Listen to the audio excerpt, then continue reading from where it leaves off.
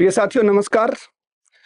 आज हम सभी लोग पूरे भारतवर्ष में अधिकांश राज्यों में गर्मी का बहुत बड़ा प्रताप देख रहे हैं, चाहे वो मानव जाति हो या पशु पक्षी हो, फसल हो, उससे सभी प्रभावित होते हैं। तो इस प्रक्रिया में आपने एक शब्द को सुना होगा मीडिया में, सोशल मीडिया में, एल नीनो इफेक्ट।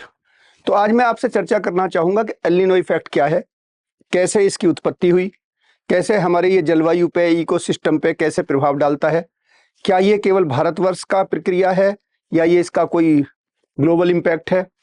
तो एल नीनो और ला नीनो ये दो शब्द हैं, ई एल और दूसरा शब्द है नीनो। तो एल नीनो का मतलब है छोटा बच्चा और ला नीनो का मतलब है छोटी बच्ची। तो ये दो शब्द हैं और दोनों ही एक दूसरे की एंटीथीसिस है। तो आप समझेंगे कि मैं क्या कहना चाहता हूं।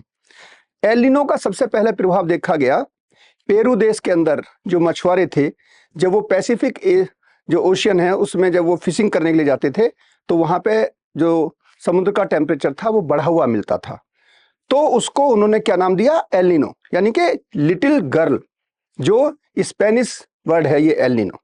ठीक है, तो ये हुआ क्लाइमेट का एक तरीके से ग्लोबल टेम्परेचर का बढ़ना या ग्लोबल वार्मिंग जिसे कहते हैं। ठीक है, इसका जो अपोजिट है वो है ला नीनो। ला नीनो का मतलब लिटिल गर्ल।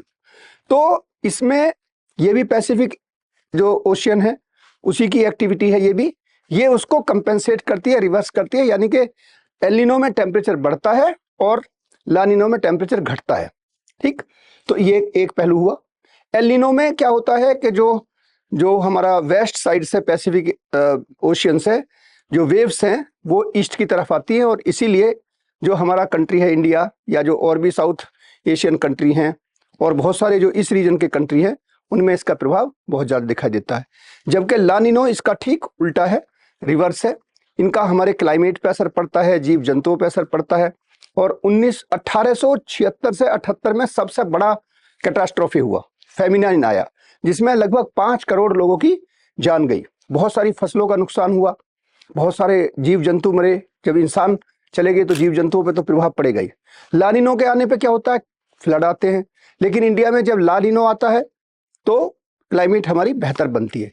तो आज आपने जाना एल नीनो क्या है, ला नीनो क्या है, और 2026 में जो इसका प्रभाव की बात है तो निश्चित रूप से टेम्परेचर बढ़ने की संभावना रहेगी।